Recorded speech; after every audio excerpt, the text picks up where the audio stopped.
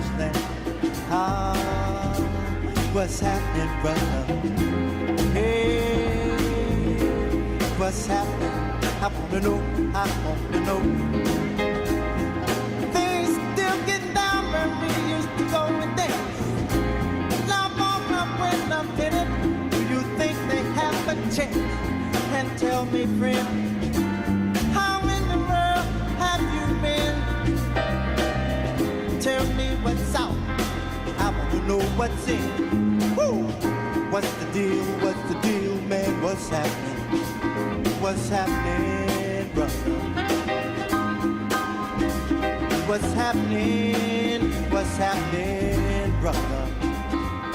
I wanna know what's happening. What's happening, my man? Been gone a long, long time. Now I'm back on the scene. What's happening, brother? What's happening? What's happening? What's happening, brother? What's happening? What's happening? What's happening? What's happening? What's happening?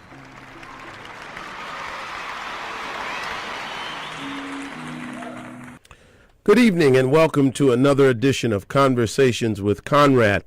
If it's Tuesday and it's 6 o'clock and you're listening to wHCR 90.3 FM, the voice of Harlem, then you're listening to Conversations with Conrad. Tonight we have a special topic to deal with. It's been raging in the news, as you just heard down in the great state of Alabama. Brother Bill Fawcett talked about the NAACP in that state.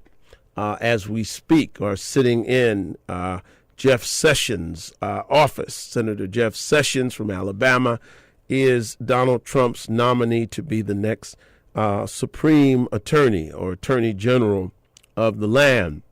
And the NAACP in that great state, that great organization, is drawing first blood, or rather they are trying to say that Sessions' career has been drawing blood, and they are taking the fight to Jeff Sessions. And I would imagine many of our organizations and our clergy and all of us are talking about next steps. But in that context, and ironically, providentially perhaps, also out of the great state of Alabama, is another controversy that's brewing today. Talladega College. Talladega College is one of the great historically black institutions. It was founded in 1867, I believe. It was founded by an organization called the American Missionary Association, or at least they had a lot to do with its founding. And this is an organization largely connected with the New England Congregational Churches. I know something of the AMA. Not only did they help to found schools like Fisk University, Talladega, even the great Howard University. I have a daughter that just graduated from Howard and a son who's coming out of Fisk. But I also served as pastor at two United Church of Christ churches, and the AMA is one of the historical antecedents of the United Church of Christ. And so Talladega, stellar record in history as an African-American, historically black college, has done something that many of the other historically black colleges and black organizations have not done or have been reluctant to do, and that is they have accepted an invitation to perform at the inauguration, the marching band. Now, ordinarily, this would not create a great deal of controversy. But when you have what is developing as largely a boycott of African-American organizations of the Donald Trump administration, and Talladega deciding to accept this invitation has created a tremendous firestorm of controversy. Alumni are outraged. They're speaking out, and on both sides of the issue. And we want to discuss that tonight. What is your thought? Is Talladega a college? Are they being disloyal? Are they betraying the African-American community? Are they betraying us by agreeing to participate in the federal, the national inauguration? Or should they? Do they have a right? Do they have a responsibility as an African-American college to make sure that we're represented? As you all can probably guess, I have an opinion, but I'm not going to state it right away because I want to hear some of your opinions. I want us to look at several different sides of this question. Because while many African Americans are outraged that Trump has been elected, many are still grappling with the shock, and many more are still grappling with how do we as an African American community approach or prepare to deal with this administration. Some are saying, wait a minute, this is the administration that's going to be in office for the next 4 years, and therefore we must engage in this process. And I guess what concerns me more than anything else, perhaps what concerns me more than anything else, is what is the impetus or the motivation behind the African American community in mass saying we are not going to participate. Perhaps you'd like to join us tonight at 212-650-6903. Again, that number is 212-650-6903. Perhaps you'd like to join us. I think we have a caller at the top of the hour. Let's go to that caller now. Good evening. You're on the air. Hello. Oh, okay. Well, we'll get back to the calls in a moment. 212-650-6903. Let me just say this before we get to the callers, and you feel free to call in now. We'll get to you in just a moment. I just read today that Bill and Hillary Clinton have decided that they're going to attend the inauguration. And, when you think about it, what would you expect? This is the former president of the United States, Bill Clinton, his wife, former First Lady, and a candidate who ran a very, very formative race and came within earshot of being the president of the United States, in a country where we pride ourselves on the peaceful transition of power. And I'm sure Jimmy Carter eschews, utterly disdainful of the policies of Donald J. Trump, or at least the policies that he's talked about, but I'm sure he'll be there. And so the question is, when African Americans say they want to be there, what is the rub? What's the problem? Let's go to the callers. Caller, you're on the air. All right, yes. Tell us your name and where you come from.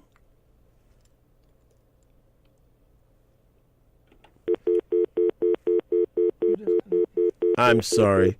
That was my fault. You call right back because I was trying to lock you in and I hung up on you. Okay.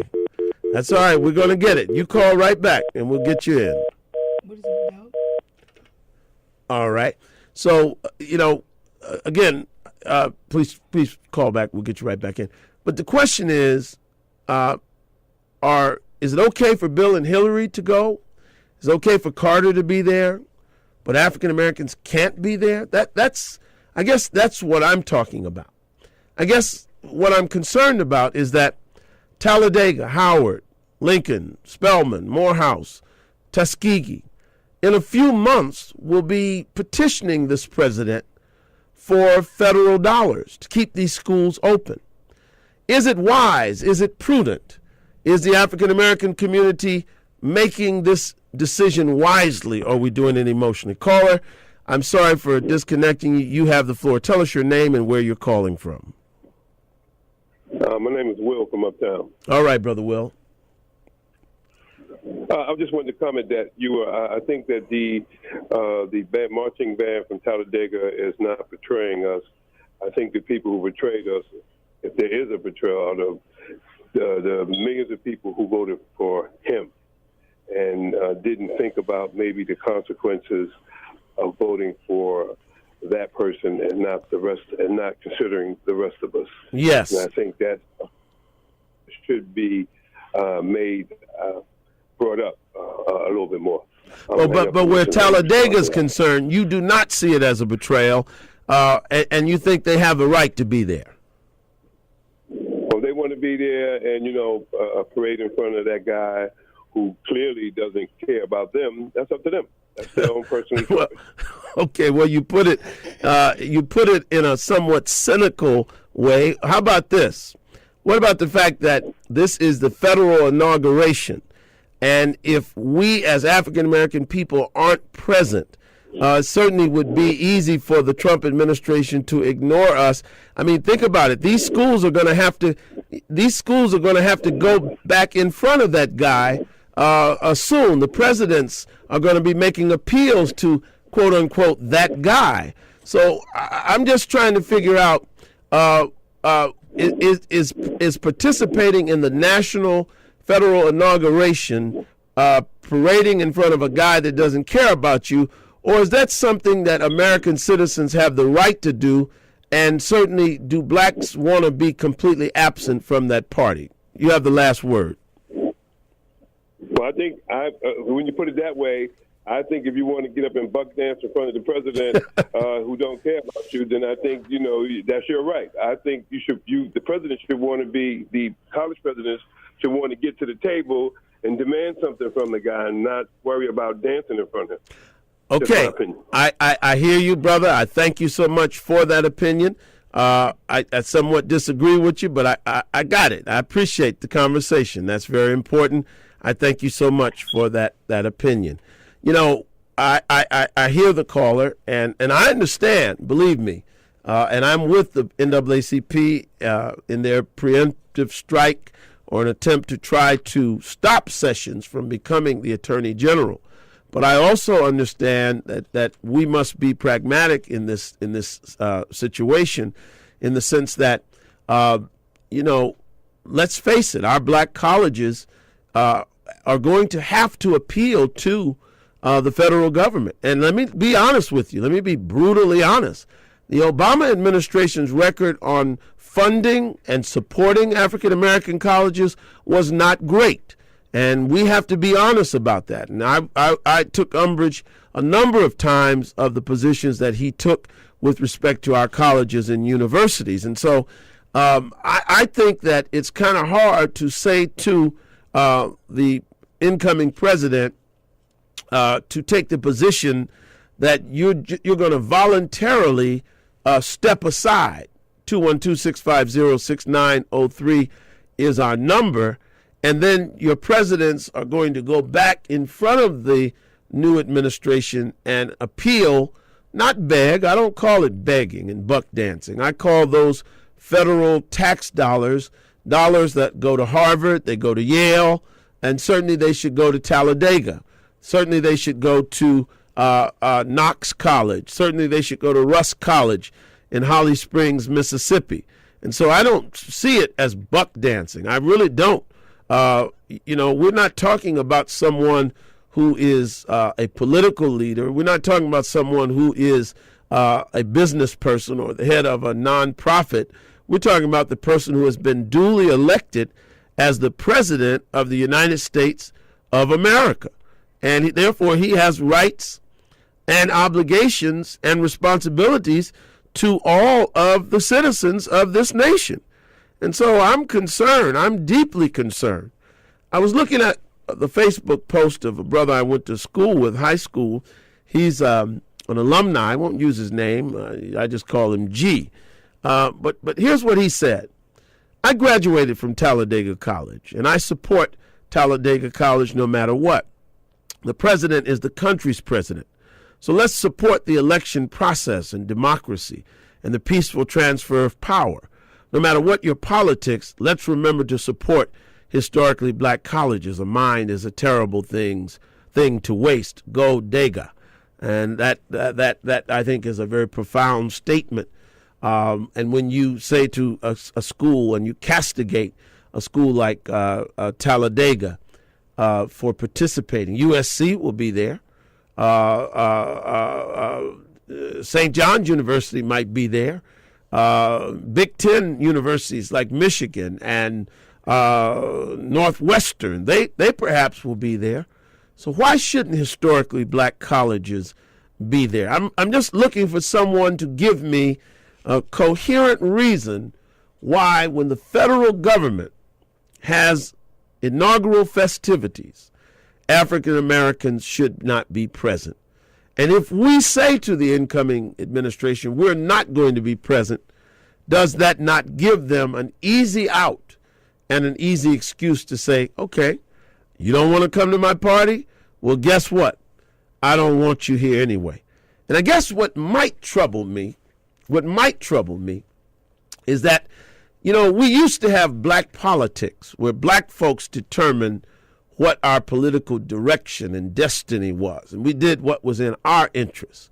But I'm concerned that there's a left-wing fringe, and I like the left. I'm not as left as some of our great folks like Cornel West. I love Cornel West. I disagree with him on a number of issues, but I think he's a strong, courageous brother. And we can have the right to disagree, but I'm not as influenced by the left as some in our community. Some of our political leaders, our theological leaders, our church leaders, in my view, have come under the influence of the left. And, when the left tells blacks, don't get involved with Trump, don't even be present. Trump is an anomaly, an anathema. Don't even go near him. I like Brother King from the Daily News. I really do. I like his stances. I like pretty much everything he said. I liked his column today about how we are not as organized against the Trump administration perhaps as we should be. But I disagree with him in this regard, that we as an African American community, yes, Sean King, we have to be ready to protest. We have to be ready to take courageous stances. But we also have to have folk that go in the room and negotiate on behalf of our community. And I am not waiting on white liberals to tell me it's okay. See, some of you all are sitting there with rocks in your jaws talking about Hillary, and you weren't going because she was hurt. And you say, I'm not even talking to Trump. When I told you before, she and Trump have been social friends. They go to each other's weddings. And guess what? They announced today they will be at the inauguration. Now, you won't be there because you've already declared that this man is the Antichrist. You've already declared that it's a betrayal of Marcus Garvey and Fannie Lou Hamer to even go and participate in essentially what is your celebration. He's not the king. He's not the Fuhrer. This is not Trump's party. This is Americans' party. And if our bands, our black bands, want to participate, my high school band, Cardozo High School, one of the greatest bands in the nation, has always participated, marching up and down Pennsylvania Avenue and at the Rose Bowl and what have you. If they're invited, these young African Americans have a right to participate in this federal celebration. We can disagree, we can argue, we can protest, but what I'm getting at is maybe other folks are trying to get us to take a position when in fact they're not even taking that position. And I know some of you don't want to deal with that, but I'm asking you to, I'm urging you to, I'm welcoming you to challenge me and deal with that issue. Because if that's the case, where African Americans are simply taking their marching orders from left-wing organizations, then that's not good. Let me tell you something in politics. You have no permanent friends and no permanent enemies. That's not something I made up. That's the nature of the political process. And so if you want to call 212-650-6903, if you got another view, that's fine. I love it. Because I'm big enough. I respect your view. We may disagree, but I think your view is important because I really want to know, is it anxiety that we're dealing with? Is it that other folks have sort of influenced us unduly to where we're no longer thinking in terms of an African American agenda? Because see, that's what's important. What's important for us? What's important for other affinity groups is that their agenda is taken care of. We have another caller. Let's go to the caller now. Caller, welcome to Conversations with Conrad. Tell us your name and where you're calling from. Exactly what happened last night. Please turn your radio down. That's the only thing I ask, because you can't listen to yourself and talk at the same time. Caller, tell us your name and where you're calling from. Hello? Okay. All right. Yeah, callers, when you call, you have to turn your radio down. You have to pot down your radio. I know, we want to hear ourselves, but it's almost impossible to call radio and hear yourself. Okay, so I hope that caller will call back. But if you are on the line calling in now, please turn your radio down and give it to me full blast, double barrel. I can take it because I want to reason with you. I want to reason with us because I think that we are taking a posture that may not be in our best interest. Okay, and I believe we can walk and chew gum. I believe we can plan marches. I believe we can develop strategies, but that's what's missing. And I believe that when we take the position that we simply will not go near this man, I think in the end, the people who are going to suffer the most are African Americans. I've always learned when folks don't want you at the table, you make them comfortable. You make it easy on them not to even try to show up. And if I understand we have different ideologies, but in lieu of someone presenting a federal solution, African Americans pay taxes, African Americans participate in the economy. How can we afford to simply say we will not be engaged in the federal government for the next 4 or 8 years? It's almost like we are acting like a jilted lover or a lover that hasn't even been jilted yet. Somebody who says, I know she's not going to like me. I know I'm not tall enough. I'm not handsome enough. I'm not rich enough.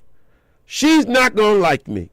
And therefore, I'm not going to ask her out to the prom. I'm not going to ask her to go to the movies with me. Or the reverse. Oh, I don't think he's interested in me. Look at me. What would he want with me? And my point is, a person that takes that position, they've taken themselves out of the game before the game has even begun. And so I want to raise these issues because I didn't like Talladega being beat up on, being treated as though they are treasonous, being treated as though they have committed some moral act of indecency simply for agreeing to accept an invitation to participate in the federal inauguration. This is madness as far as I'm concerned. I'm going to go that far. I'm going to go that far to say this is fundamental madness on the part of people that, in my view, I understand how you feel, but at the same time, don't take yourself out of the game before the game has even been played. And don't let others play us. I have seen this a million times. People will yeast you up. People will encourage you, make you feel guilty through petitions and all of these kind of reactionary things online. Don't even go near him. And before you know it, when you turn around, they will be in the room with him having already cut their deal. And you're standing on the outside. And I'm telling you, when I saw today that Bill and Hillary Clinton have said they were going to the inauguration, I ask you, were you surprised? Did you think anything less than that? We have another caller. Let's go back to the calls. Caller, you have the floor. Tell us your name and where you're calling from. This is Millie. Millie, and I'm calling from Suffolk County. All right. Yeah, I always call. All right. Well, welcome to the program. I'm calling Brother Conrad, okay? All right. Welcome. Thank you, dear. What's your position? Oh, how I feel? Well, I feel like this. We are not a monolith. Okay. Not Absolutely. And if it's okay to have a different opinion. That's correct. And that's the way I'm looking at it. And I know a lot of us, we need to stop and always feel, we can't always say, well, so-and-so did this, because I've been doing voters registration out here over the past year. In fact, I've been doing it for 30 years. Okay. And there are lots of people that I talk to that refuse to register to vote. Yes. And when I try to ask them, why haven't you? One told me, oh, well, I don't like the way things are run here. I said, you have another place to go? And but that's his opinion. That's his right. And I feel like this. Talladega is a well-respected college. Yes, it is. And university. But like I said, if they feel that way, so don't go down, be against them. Because now, just like now, I'm the president of the NAACP out here in Central Long Island. And a lot of people do not approve of what we do. Right. We have gone out, we have picketed, we've marched. I have done lots of stuff. We boycotted, and we don't have everybody. We never have 100% with us. There's never 100% in anything. And I feel if it's their right. And not only that, I saw the Rockettes. Some of them say they were invited. They don't want to go. Right. The lady the singer from the Mormon Tabernacle, she said she's not going. Yes. So everybody, we all have our own right to feel the way we want to. And I don't think that we should point a finger at Talladega any more than anyone else. And I think we need to say, well, okay, these are youngsters, and don't, we're glad to have them in college. That's one thing. Yes. We're glad to have our youngsters there. And the only thing that my daughter said to me today, she's a Howard alum. Okay. And she said that she saw a picture. She saw the picture when they were talking about Talladega, but it was the picture of Howard. And she was a little annoyed at that because they had the wrong picture. Yes. And maybe people would think Howard was the one, she lives in D.C. Okay. So this was in the D.C. area that she, right. Where she saw this.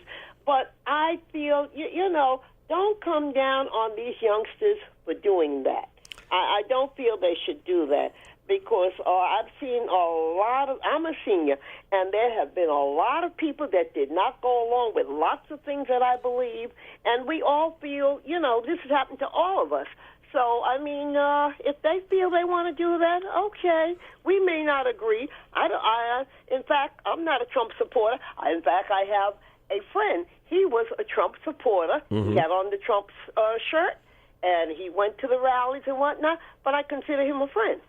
We have a difference of opinion, right. But that doesn't mean that you are against that person. And this is something absolutely a little more broad-minded. Absolutely. And it's wonderful to talk to you, Brother I thank Conrad, you so much. I will keep calling you. Oh, okay? Great. And keep doing your excellent work out in Long Island. I know that's a very, very tough community to lead in, to serve in. But I think the caller's point is very, very profound. We can have differences of opinion. And I guess that's what I'm trying to say. But I do not believe that we should demonize people because they decide they will engage this administration. I am the father of four millennials, and I guess my 7-year-old, I don't know what they call the 7-year-olds, but millennials sort of have a viewpoint that when they disagree with someone, or when they disagree with a position, they have a tendency to disengage. Now, when I was coming up, that was called immaturity. That was called simply being immature. When I got to the university and the colleges, that was called being narrow, being not broad, but narrow. Because one of the essential aspects of education requires us to engage people that have a different opinion, to engage ideas that are different. But there are some troubling trends in the American educational system, in the American political system, and it's true of the right and the left. And because I deal more with people on the left, it's very, very present among people on the left. And that is, if you don't agree with me, I will not just disagree with you, but I will not talk to you. I will not engage you. I will shut down on you. And I don't want young people at Howard University to take that position. I believe Trump should be invited to speak at Howard. I believe he should be invited to come to black colleges and talk to black students. Our number is 212-650-6903 if you'd like to call. I believe that those students should be put in a position to question him. It is intellectually unhealthy for people to say, if I find your views abhorrent, objectionable, I will not even talk to you. That's happened to black leaders.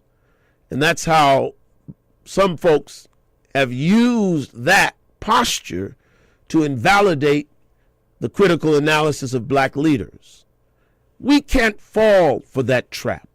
We can't be that kind of people. We have to be the kind of people that will, number one, know what our best interest is, always have that in the forefront. Number three, recognize that politics has no permanent enemies and no permanent friends.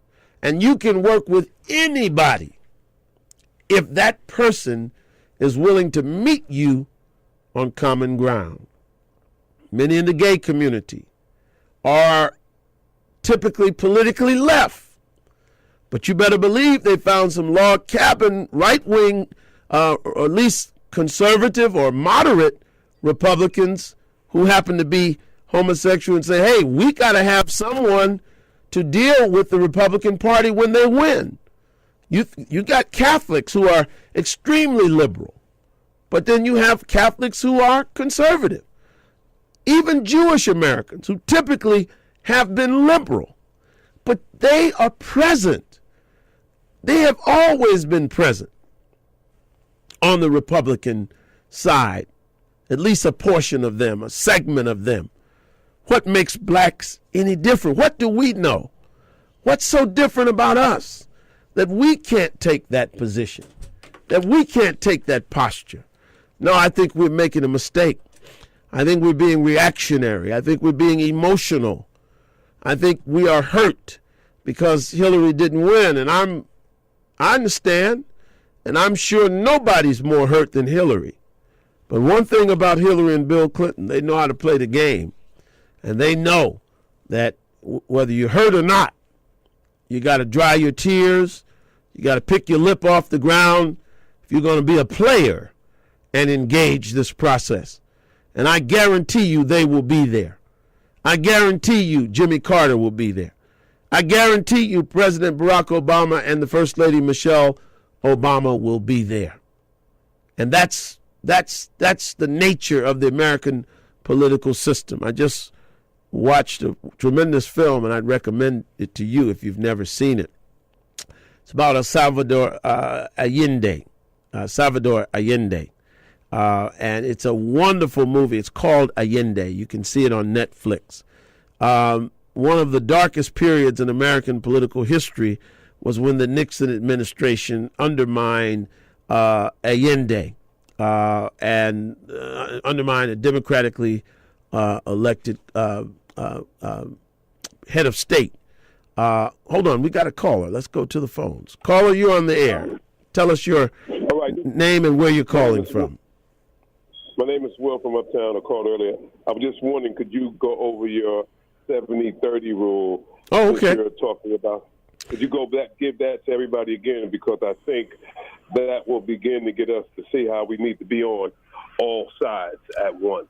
Right. I'll hang up and listen. Okay. Well, thank you, Will. Yeah, you know, I've been talking about this 70-30 concept, and that would say that 30% of African Americans, roughly 30%, would purposefully engage the Republican Party, not because we like it, not because they've been good to us.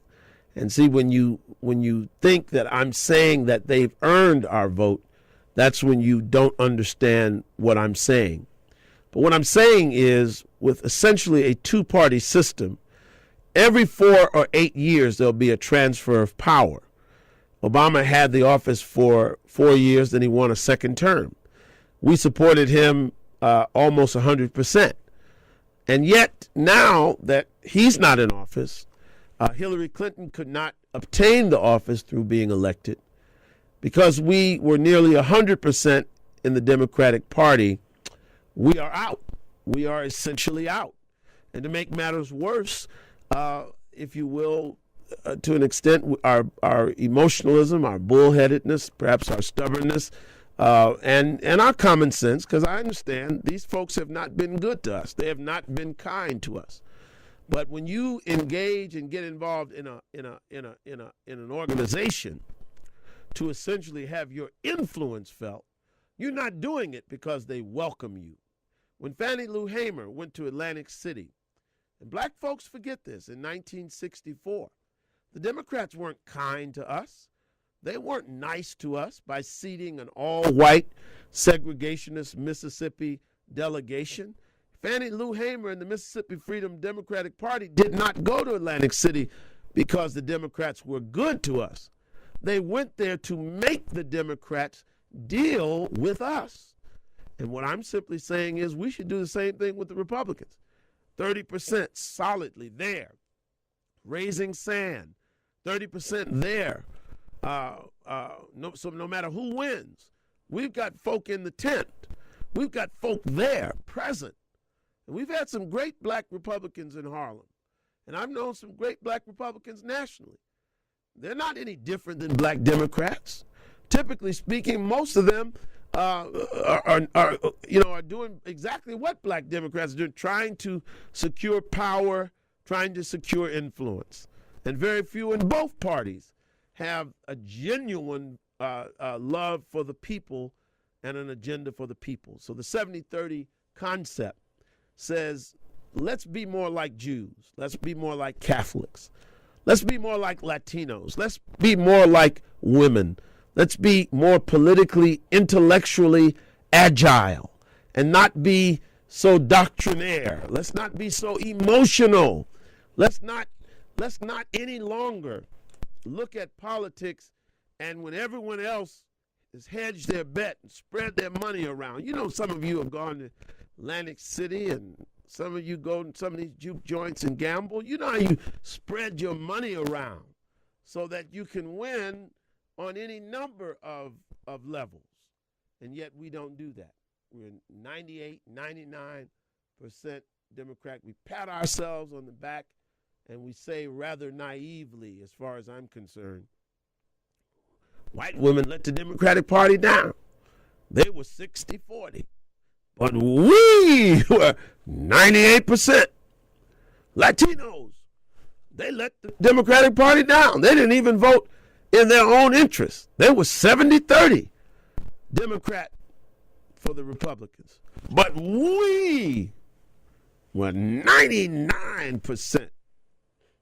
Well, I guarantee you Latinos will be at the table. I guarantee you Catholics will be at the table. I guarantee you white women will be at the table. The question is, will African Americans? And I just say these things not to make mockery, not to be dismissive of the concerns of people like Shaun King, not to be dismissive of the concerns of our young people who are so beautiful and wonderful. Black Lives Matter, all these students who are politically awakened, they're alive, they're being politicized. I'm simply saying to say, because I've been that student, I've been that young person, but I also understand that when all is said and done, when you take yourselves out of the equation, it makes other people, it makes it a lot easier for them not to have to deal with you. And unless the people who are listening have millions of dollars unless our entertainers, and I respect the personal opinion of people like LeBron James. They say, I'm not staying at Trump's hotel. I respect that. That doesn't contradict with what I'm saying at all. I'm saying in a military, in a special ops fashion, in a purely, nakedly pragmatic and political posture, we should put 30% of our troops on that side so that we're always covered. And they have a mandate and instructions to fight for our agenda, to fight for us, fight for our black colleges, fight for urban redevelopment, fight for reinvestment in American cities, fight for jobs program, fight for criminal justice reform. Lyndon Johnson said, and I believe it still remains true, it's better to have someone in the tent, and my mother taught me to say this word, and I'm sorry to say it, urinating out, rather than someone outside of the tent urinating in. And if people would just be honest, we have not always had the best relationship with the Democratic Party. It took our fighting. It took our fighting to get in order for the Democrat Party to accept us. What do you think our young people did in the streets of Chicago in '68?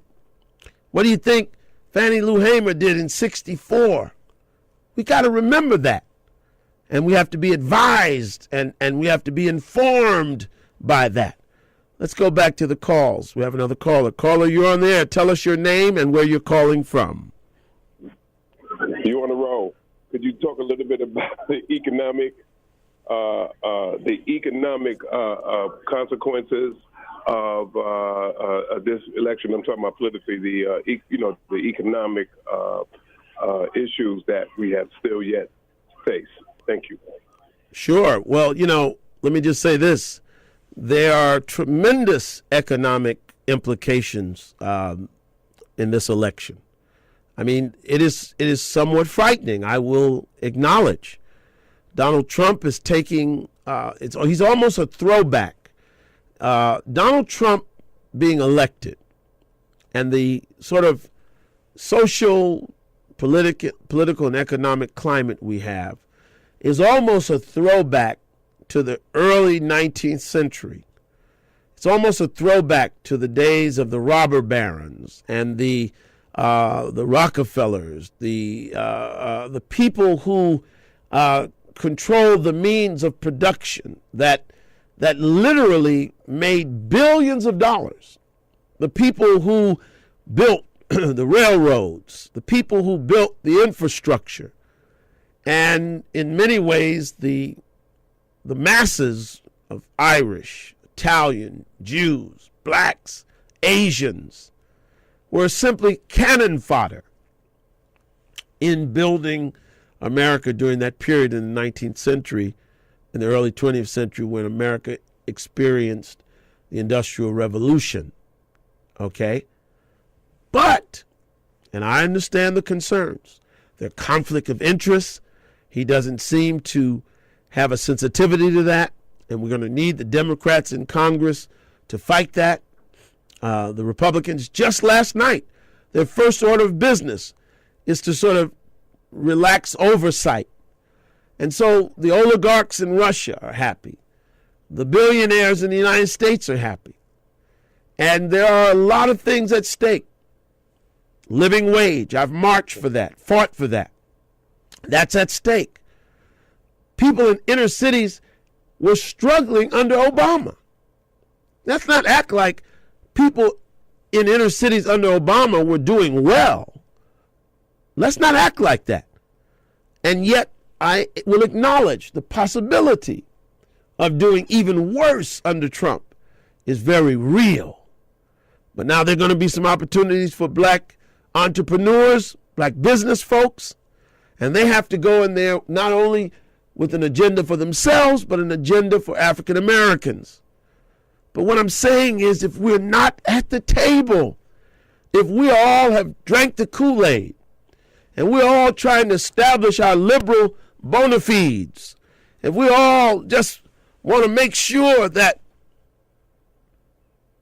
we don't even go near the dreaded Trump, in many ways we're acting like people in middle school. Oh, he's got the cooties. Let's not go near him.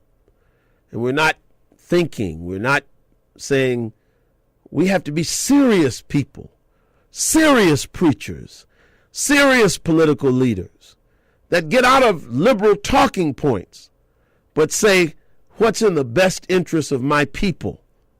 Well, part of that problem is that when liberals finance you almost 100%, and that's not the problem of the liberals, that's not the problem of the organizations, that's the problem of the masses that are not participating in the giving of our churches, of our political organizations, our nonprofits, so that the preachers have to try to go get funding on the left. And when they get funding on the left, they have to buy the entire agenda of the left wing. And I'm saying sometimes there's synergy with the left. Sometimes there's synergy with the middle. And I'm telling you, sometimes, or at least in our own interests, we have to be able to find synergy with the right. Well, I thank you so much for listening to another edition of Conversations with Conrad. I always promise to challenge you.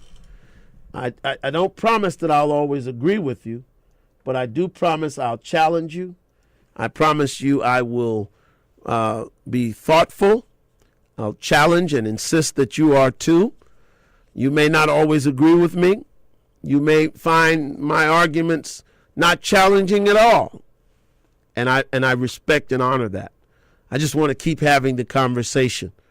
I want you to call, as our callers did tonight. I want you to eavesdrop.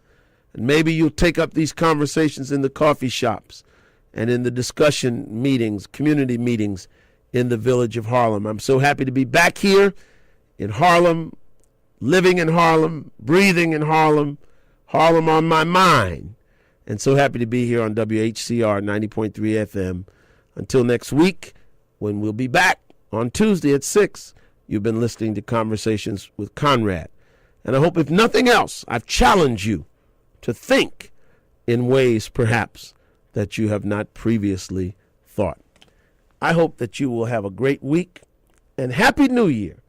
And I hope you have a wonderful, wonderful New Year. Thank you so much for listening. God bless, and good night.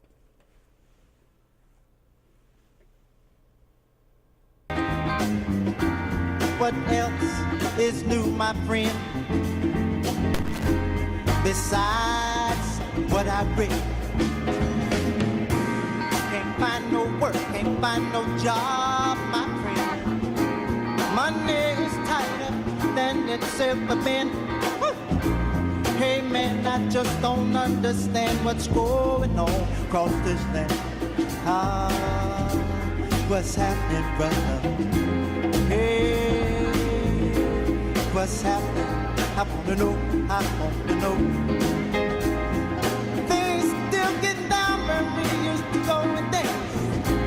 Now I'm on up when I'm finished. Do you think they have a chance? And tell me, friend, how in the world have you been? Tell me what's out. I wanna know what's in. Woo! What's the deal? What's the deal, man? What's happening? What's happening, brother? What's happening? What's happening? Mic check, mic check. Keep it locked on wHCR 90.3 FM. Okay. New York.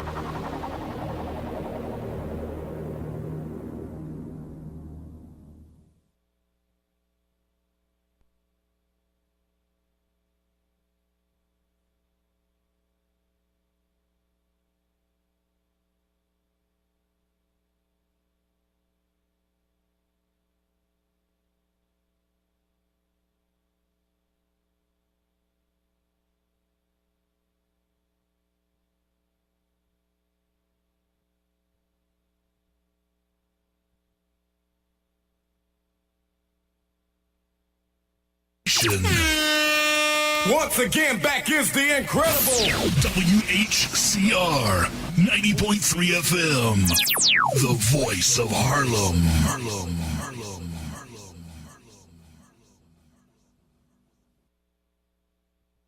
R100 is an organization with a mission to advance and protect women of color. After an election that was fueled by division and hate, R100 has dedicated the first 100 hours and the first 100 days towards strengthening the solidarity between women of color and bringing awareness to the obstacles women of color face.